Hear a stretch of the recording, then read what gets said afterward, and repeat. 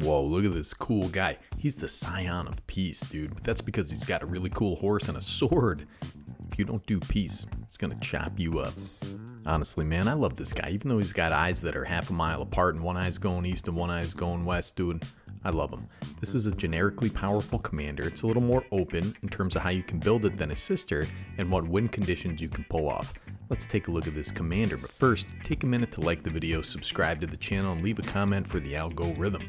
You can even give me all your money through YouTube or buy me a coffee site in the description. But if you don't have any money, don't worry about it. Doesn't matter, dude, because all my content is free, brother. Alright, man, we got the funky music on because this guy's a funk master. Will Scion of peace, 1 white and a blue for a legendary creature. Human wizard, it's a 2/4 with vigilance. Tap, spells you cast this turn that are white and or blue cost X less to cast, where X is the amount of life you gain this turn. Activate only as a sorcery. Alright, I don't know why this art, he looks like a Abercrombie & Fitch model.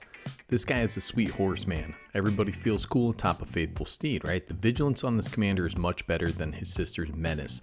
Vigilance on a commander that has an activated ability that requires him to tap means he can slap in sometimes if somebody's open, then he can activate second main phase.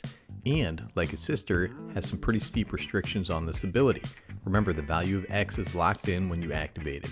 If you gain life later in the turn, then it doesn't magically get bigger, you stunad.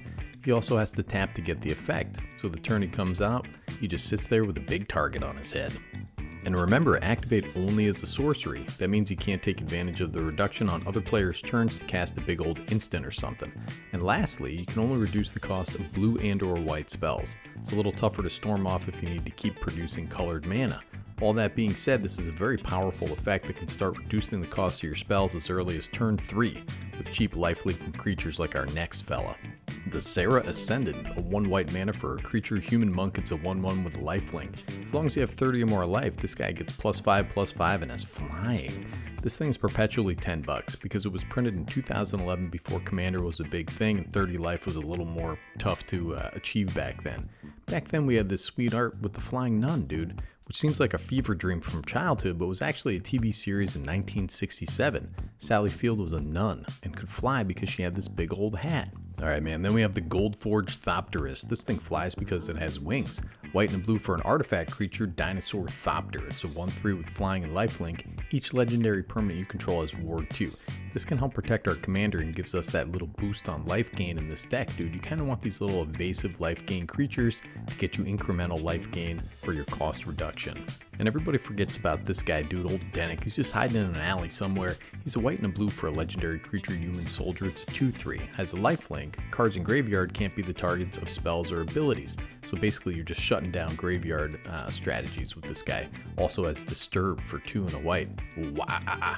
And then he comes back as Dennis Pious Apparition. He's flying. Whenever one or more creature cards are put into graveyards from anywhere, investigate, dude. This ability triggers only once each turn, so you can get some little incidental clues. If this guy would be put into a graveyard from anywhere, exile it instead. It's a 3/2. This is a solid little early play that can come back later and get us a little life gain. You also have some amazing life gain payoffs here, like the old Gaffer. 2 and a white for a legendary creature, Halfling Peasant. It's a 2/3. At the beginning of each end step, if you gain 3 or more life this turn, draw a card. This guy looks like a potato, but he draws cards, so that's nice. I don't like them calling him a peasant, dude. That's not very nice. Crested Sunmare. This guy just stacks up horses for Will to ride upon, my friends. 3 white for a creature horse. It's a 5/5. Other horses you control have indestructible. At the beginning of each end step, if you gain life this turn, create a 5/5 white horse creature token. That's pretty awesome. This card was a little pricey. It's about $5 or so. Unless it's this abomination, this costs a little more. Somehow this is more terrifying than any demonic creature Magic has ever produced. Like this abomination, Shabraz the Sky Shark. 3 white and blue for a legendary creature, Shark Bird. It's a 3/3. Partners with Browin, dude, but Browin's red. We can't put him in this deck. He's got flying. Whenever you draw a card, put a +1/+1 counter on Shabraz the Sky Shark and you gain 1 life. Has a white and a blue, target human gains flying until end of turn, which can be kind of useful. I love this thing. Gets absolutely huge in my partner wheel deck, but Will can really effectively utilize this animal. You're in blue, so drawing cards is something we need to be doing anyways. And he combos with the next card and Laboratory Maniac. The Drogskull Reaver. 5 white and a blue for a creature spirit. It's a 3/5, dude. This guy's got big old hands. Flying, double strike, and lifelink. Whenever you gain life, draw a card. That second ability is bonkers. We've got plenty of ways to gain life in a life gain deck, and this is pretty practical to cheat out with Will. Hey, listen, man, I just wanted to highlight Mangar the Diplomat for a second here, dude. This guy looks like the king from the Walking Dead TV show, the guy who ran around with the tiger and the stick or whatever the heck he had. This was pretty pricey, dude. This was up to like 20 bucks or so, but Commander Masters has knocked this down to bulk price. Now, blue also has some decent untappers. In addition to the old Kelpie guide, you can abuse Will's ability with cards like Chakram Retriever. 4 and a blue for an elemental dog. Partners with Chakram Slinger, but that's red, dude. We can't put that in this deck. Whenever you cast a spell during your turn, untap target creature. That's going to be Will. I keep trying to throw this frisbee away, but the dog keeps bringing it back, dude. And the dog's made out of liquid, so he just comes in under the dang door. But this can really blast off with Will. So listen, man, there's some fun cards to use, but how do we win? What are we doing in this deck, man? The first thing my buddy Ray said was extra turns, but he's kind of a monster. There are certainly powerful extra turn spells that would be depressingly easy to cheat out with Will's ability. Time Stretch is only a couple bucks right now, man. This is a 10 mana spell, but with only 2 blue pips after you gain a bunch of life, this is going to be cheap.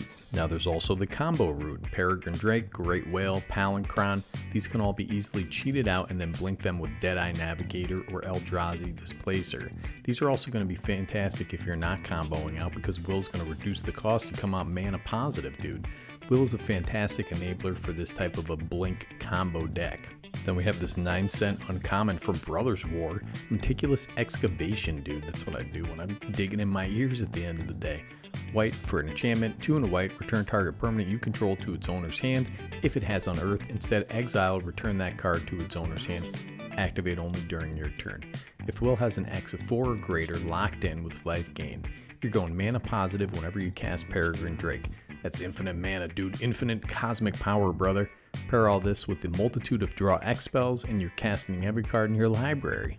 There are also some magical things you can do with Hullbreaker Horror and the aforementioned cards if you're reducing the cost with Will. This card is such a commander staple, dude. I've mentioned it so many times and it just keeps getting reprinted every dang set. It's $2 right now, man. This is the perfect deck for Approach of the Second Sun too, brother. 6 and a white for a sorcery. If this spell was cast from your hand and you've cast another spell named Approach from the Second Sun this game, you win the game. Look at that, you're gonna win the game, brother. Otherwise, put Approach of the Second Sun into its owner's library, 7th from the top, and you gain 7 life. You can just fish that right out with Mystical Tutor, which is about $6 right now due to a recent reprint, Dominaria Remastered.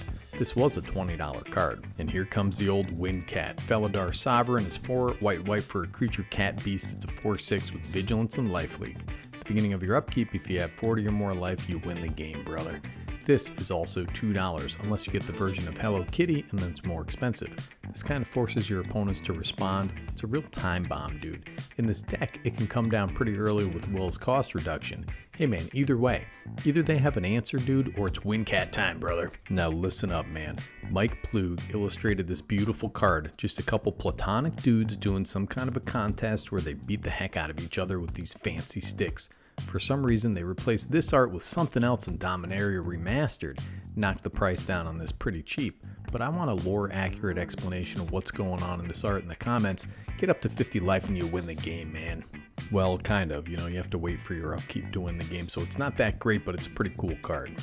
You also have the now classic combo of Walking Ballista and Heliod Suncrowned. Keep in mind though, both of these can be fetched out by Enlightened Tutor, which was reprinted in Dominaria Remastered, and it's as cheap as I've ever seen it, about $12 or so. I don't know why the heck they took my grandmother off the art, dude, but I'd like to see that instead of hand grabbing a book. It's not very inspired, but you know what? I'm just a connoisseur. So yeah, man, listen, we've got a pretty easy to understand strategy, life game. We've got a plethora of win conditions for this strategy. We've got decent ways to tutor them out or draw them up. Come on, man. Everybody's afraid of Rowan, but I think Will might be just as good. This is your new life gain commander, brother, and it goes in Aloro, but he might have to get down off the chair to make room for Will and his horse, dude. Sneaky G from Better Commander signing off.